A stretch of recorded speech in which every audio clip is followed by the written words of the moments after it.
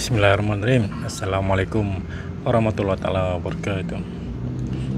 Okay, hari ini saya nak share sikit berkenaan dengan kisah bosku ni kan. Sepanjang saya meminati bidang politik ni, kejadian yang macam ni berlaku 2 kali dalam hidup saya. Yang pertamanya ketika mana Datuk Seri Anwar Ibrahim dipecat pada zaman Dr. Mahathir dulu. Masa itu kita masih lagi baru berkenalan dengan dunia politik. Jadi masa Anwar Ibrahim dipecat daripada jawatan tu, saya down.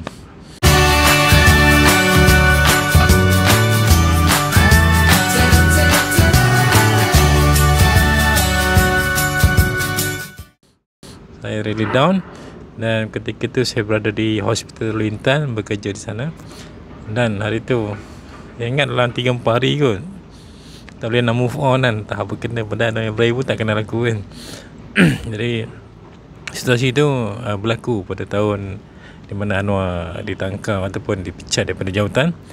Dan kali tu perasaan tu datang lagi sekali ketika mana Dr. Sri Najib pula, bosku, dikenakan hukuman semalam. Jadi perasaan tu datang balik semula dan kita dapat feel tu kalau kita macam deja vu lah. Dia dapat datang balik semula dan dia macam memberi sedikit simpati seperti mana yang berlaku pada Datuk Seri Najib dahulu. Jadi dalam kes macam ni simpati tu datang secara sendiri. Macam Datuk Seri Najib ni dimulakan dengan propaganda daripada musuh-musuh dia hingga menyebabkan kita rakyat jadi benci saya terutamanya sebelum ini, menyebabkan nampak Datuk Seri Najib dan keluarga tu seolah macam beban pada negara. Tapi selepas dia jatuh, Allah terbalikkan perasaan tu, jadikan kita saya simpati dengan dia pula. Dan baru kita nampak sejauh mana cara pentadbirannya dapat mengubah landscape Malaysia di mata dunia. Ialah di bawah tampuk pemerintahannya banyak perkara yang berbentuk satu Malaysia, memberi manfaat lebih kepada rakyat, seperti GRAS satu Malaysia, seperti klinik satu Malaysia, dan juga UTC, RTC, benda-benda yang tak tergambar oleh fikiran juga ketika itu kan. Bagaimana seorang menteri, Perdana Menteri mampu fikirkan bagaimana untuk sampaikan kesan daripada pemerintahannya kepada rakyat di seluruh negara. Dan hari ini beliau dalam keadaan didapati bersalah kerana kononnya menyeleweng itu dan ini. Jadi kita pun tak nak kata apa, sistem perundangan telah berjalan. Jadi apa yang cuba kita nak kongsikan bahawa perasaan tu, mana perasaan sedih tu tiba-tiba datang dan dia bukannya dibuat-buat datang tersebut. Jadi tak macam Anwar Ibrahim, macam Datuk Seri Najib ni, saya melihat dia bermula dengan kebencian, akhirnya datang dalam bentuk simpati. Tapi dalam kes Anwar Ibrahim ni saya bermula dengan simpati, akhirnya saya menjadi benci. Masa dia terbalik. Ini maksudnya seseorang yang kita benci sebelum ini belum tentu kita akan benci selamanya. Dan seseorang yang kita simpati belum tentu kita akan simpati pada dia buat selamanya. Jadi apapun saya harap kalau Datuk Seri Najib ada menonton video saya ni, saya ucapkan sebenarnya orang yang hebat ni Allah uji. Orang yang hebat ni Allah uji dalam bentuk perkara yang InsyaAllah dia mampu untuk tanggung, ataupun dia mampu tak pikul ujian tersebut. Dan saya pasti Allah menguji Datuk Seri Najib ni dengan ujian yang mungkin bagi kita seorang rakyat biasa berat, tapi untuk Datuk Seri Najib dia mampu. Dan insyaAllah ada hasil yang lebih besar akan muncul tidak berapa lama lagi. Mungkin sesuatu kejutan-kejutan yang kita tak tahu, yang mana sebelum ini kita lihat macam mana Allah menyusun perjalanan Datuk Seri Najib ni, daripada seorang yang dibenci oleh rakyat Cina tu dah, umat ataupun bangsa Cina kita tak nak kata apalah.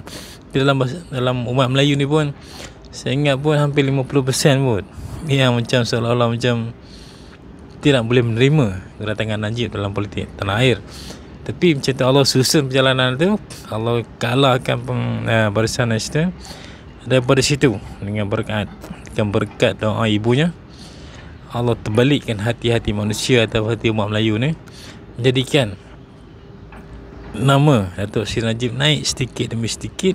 Dia semakin mampan, dia dah semakin mampan atau semakin teguh di pasaran nama dia, dan kelihatan seperti agak sukar untuk dia jatuh, dan dia kelihatan dalam keadaan menegak menaik. Di ketika menegak menaik tu, Allah uji lagi. Masa dia tengah naik, Allah uji. Dia dapati bersalah dengan 7 kes yang baru diputuskan oleh hakim semalam.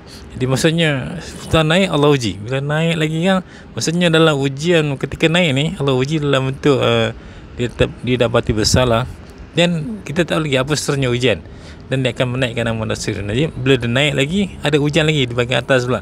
So ujian-ujian inilah sebenarnya yang memberi inspirasi atau memberi kekuatan jiwa buat seseorang yang Allah sedang uji itu.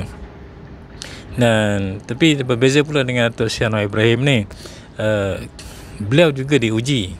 Tapi ujian yang beliau hadapi itu adalah satu ujian yang tak tahulah bala kata apa sebagainya. Kenapa? Sepanjang kes yang dia pernah disabitkan semuanya melibatkan soal moral, iaitu satu perkara yang ialah bukan yang maksudnya atau Syarama tu difitnah, tapi sebenarnya dia dah masuk ke proses mahkamah tinggi, mahkamah rayuan dan juga mahkamah persekutuan, di mana hampir 11 orang hakim telah menilai kes beliau, dan akhirnya Datuk Seri Anwar juga dia bersalah dalam kes berbentuk moral ini. Jadi maksudnya bukan kami yang mendengar persepsi tersebut, tapi sebenarnya hakim telah memutuskan bahawa Datuk Seri Anwar Ibrahim kena dalam penjara atas kesalahan moral yang memalukan sebenarnya.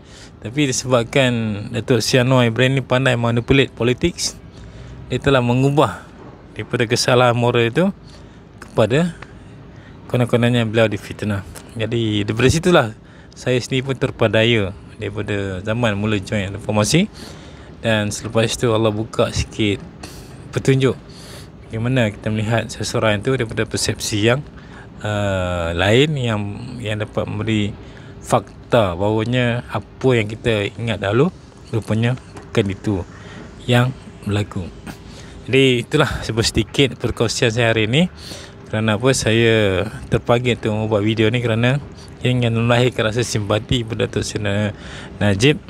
Dan sesungguhnya Datuk Seri Najib di kelilingnya masa dia menjadi Perdana Menteri, ada 2 Perdana Menteri, ada pun 2 bekas Perdana Menteri yang masih hidup ketika itu, iaitu Datuk Seri Tun Mahathir dan juga Abdullah Badawi. Dan sekarang zaman Muhyiddin Yassin pula ada 3 Perdana Menteri yang masih hidup, itu bekas Perdana Menteri masih hidup, itu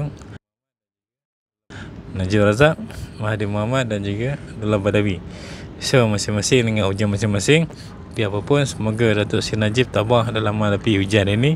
Sesungguhnya setiap ujian itu pasti akan manis bila kita dapat melepasi setiap tingkatan ujian tersebut. So jumpa lagi dalam episode seterusnya. Assalamualaikum warahmatullahi taala wabarakatuh.